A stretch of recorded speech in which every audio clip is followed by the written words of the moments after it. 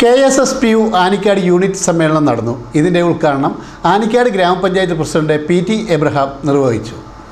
Kerala state service pensioners union KSSPU Anicadu unit സമ്മേളനമാണ് നടന്നത്. ഇതിന്റെ ഉദ്ഘാടനം ഗ്രാമപഞ്ചായത്ത് പ്രസിഡന്റ് PT എബ്രഹാം നിർവഹിച്ചു.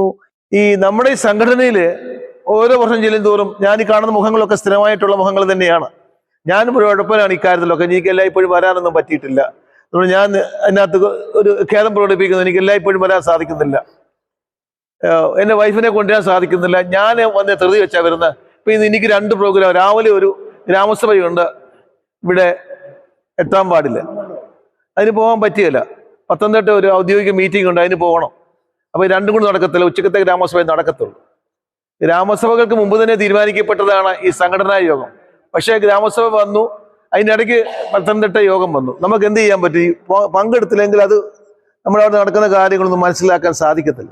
KSSPU acting president Rachel Jeena Mathew ചടങ്ങിൽ അധ്യക്ഷത വഹിച്ചു. സെക്രട്ടറി സാലി തോമസ് ആമുഖ പ്രസംഗം നടത്തി. ഇന്നത്തെ ഈ മീറ്റിംഗില് പല കാര്യങ്ങൾ നമ്മൾ ആലോചിച്ചു, പല കാര്യങ്ങൾ ചിന്തിച്ചു. പ്രത്യേകിച്ച് ഇന്ന് പഞ്ചായത്ത് മെമ്പർമാരായി ഇരിക്കുന്ന നമ്മുടെ രാജൻ സാറിനെയും ജോൺസ് റെജി സാറിനെയും ഇന്ന് നമ്മൾ ആദരിക്കുന്നുണ്ട്. അതോടൊപ്പം തന്നെ ചില നിർദ്ദേശങ്ങൾ നമ്മുടെ കമ്മിറ്റി മെമ്പേഴ്സിൽ നിന്ന് കടന്നു വന്നിരുന്നു.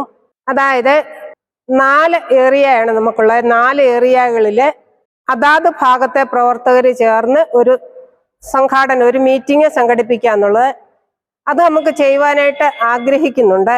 PK ശിവൻകുട്ടി, ചന്ദ്രശേഖരൻ നായർ, KV ജയകുമാർ, ഗ്രാമപഞ്ചായത്ത് അംഗം Johns Reji Mathew, MPP Namboothiri, Vatsalakumari, PS Abraham, PM Abbas എന്നിവർ പ്രസംഗിച്ചു.